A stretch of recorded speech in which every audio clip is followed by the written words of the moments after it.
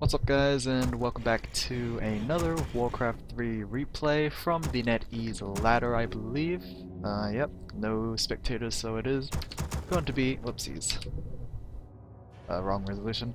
This is going to be a 1v1 match between Orcworker and TBC BM. Orcworker spawning in as the blue orc, obviously in the top right, top left. Okay, I already made two mistakes. Is looking good so far. And on the bottom right we have TBCBM spawning in as the red undead. So yeah, TBC went for a graveyard first. So extremely early crypt fiends we should be expecting. Maps on Dalaran. Still haven't really formed an opinion about this map. This is the second time I'm going to be casting it, and I mean it's always nice to have like a new map to have regularly played on, but yeah, need to see, or at least need to watch a couple more games to get a rather definitive opinion about this one. The middle might be the biggest question mark for me, I guess. Yeah, I don't know. Maybe there's too many camps in the middle and they're kind of placed weirdly. I don't honestly remember. It kind of reminds me, I don't remember the map, but it reminds me of the map for the Warcraft 3 demo. So in the Warcraft 3 demo, Reign of Chaos I'm talking about, when you go on multiplayer you can only play as Orc, and you can only play on one map, and it's a 4-player map, and it has some weird ass middle section of the map. I think that was the demo map. I don't exactly remember, but yeah, it had a bunch of creeps, I think there was a fountain of health in the middle, but yeah, it was Dalaran kind of reminds me of that map. So Blade Master first for Orcworker. TBC going for a Death Knight here. Already got his first Crypt Fiend out as well. Just pulling the creep camp actually to the Blight. They are going to get de-aggroed, but of course this is always good for the Crypt Fiends to get free damage down. Blade Master going for the double items most likely, and he will pick up +3 strength, +3 intelligence, and +2 on everything else. He's actually going to go for the other corner camps here. I don't know if this one drops any items, we shall see. And it does seem like he does pick up all the +3 items here. He will be going for the last. Trying to get lucky maybe. I don't know if claws actually drop from this one. Judging from the item pool here, it seems like claws can be dropped here. So we will see. It is going to be Cloak of Shadows, so not the best item, but at least he can sell it for some gold. He will reach level 2. As the Death Knight for TBC has already reached level 2, so yep, of course TBC went for a rather big camp as his first one, but yeah, Orcworker went for just one of each, I think, so he's pretty much starved the middle out of all the items, except for I guess these guys drop items as well. Bandit Lord already being pulled here from for TBC, except Orcworker is en route, and he is not going to let this slide, most likely. Level 2 versus level 2 here. Is going for a creep jack, is going to miss it however, so that is rather unfortunate. TBC will get that bit of experience there, and he will back off as soon as he sees the Blade Master show himself. These skeletons are actually left behind, so he needs to be careful not to give free experience over to Orcworker. Yeah, it seems like Death Knight is going to abandon the skeletons here. Orcworker is sitting on quite a bit of gold. He will most likely be able to place down his double tier 2 production buildings. Meanwhile, over on TBC's side, he is slightly behind in terms of tech, probably due to that very late third ghoul. But Orcworker is trying to clear out the remainder of the camp. I'm not sure if he's gonna go for the Bandit Lord himself. Obviously, it is under the vision of TBC, and he will probably not be able to do anything about it, as he's gonna go for the opposite Bandit Lord camp, and this should be fairly easy to do with these amount of Crypt Fiends. I'm not sure if actually no, he should be able to tank it very well with those skeletons. And yeah, it seems like both are just gonna get their respective Bandit Lords. Flute of Accuracy gets picked up here for Orcworker. I'm not sure how great of an item that is for an Orc player, but I mean, at least they do have some ranged units. The Spirit Walkers and the Shadow Hunter will be able to, I guess, make use of that, except yeah, the other half, not so much. Sobi Mask, a lot better of a drop for the Death Knight here for TBC. Death Knight would very much love to have as much mana regen as possible, just to toss out as many Death Coils as well. Orcworker going for the Rock Golem Camel on the top right. I don't know the item drop still. I believe this might just be I don't think it's a consumable basic item. I think it's just a level 6 item, maybe kind of like the Bandit Lord camp. We'll have to wait and see. It is going to be just a I actually don't know what level the Talisman Evasion is. Is it like level 4 or something?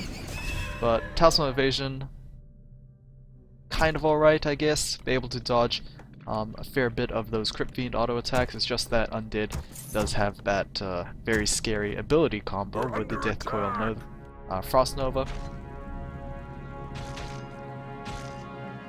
And okay, I mean, this one hasn't been cleared out yet, but this one also got pulled by TBC, so literally both players are just ignoring these rogue camps here, which is kind of funny, but yeah. Orcworker will go for the last Rock Golem camp, as TBC is just cleaning up with these lesser camps here. Nightcrawler, yeah. Both players just clearing out creep camps, not really doing anything proactive to each other. Level 2 has been gained for the Shadow Hunter. Pin the energy will be picked up there, as yeah, it's pretty. I mean, it's a very good item for the Shadow Hunter as well, because he will be able to toss out as many heals as well. It's kind of like the Sobi Mask, except maybe not good in the long-term fight, because can't regen as quickly, but then again, Death Knight doesn't have increased mana capacity either. Armor supply so far, 46 for Orcworker and 39 for TBC. We do have that big fat Kodo Beast as well, so he will be able to just take out a Crypt Fiend immediately. Curious to see how TBC is going to build this. Is he going to go mass destroyers, or is he just going to go fair amount of Crypt Fiends and just maybe 1 or 2 destroyers, or maybe not even any destroyers, just go mass Crypt Fiends.